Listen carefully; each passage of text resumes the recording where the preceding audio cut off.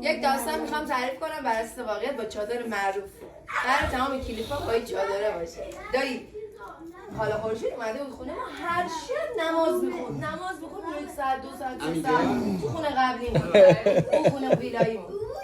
بعد هی نمایی بودم خاله نماز چی میخونی؟ میگم نماز شب برم. یک بار گفت دارم نماز میخونم برای امام زمان 2 ساعت هیچی داشت تو اتاق نماز میخونم جو وایستاده بود. سیخ کنم خیلی راستی قنوتی یشی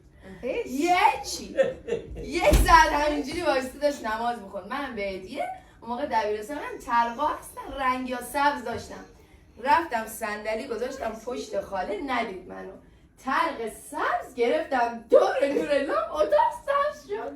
خاله داشت نماز امام زمان. یک لحظه دیدم خاله خورشید No.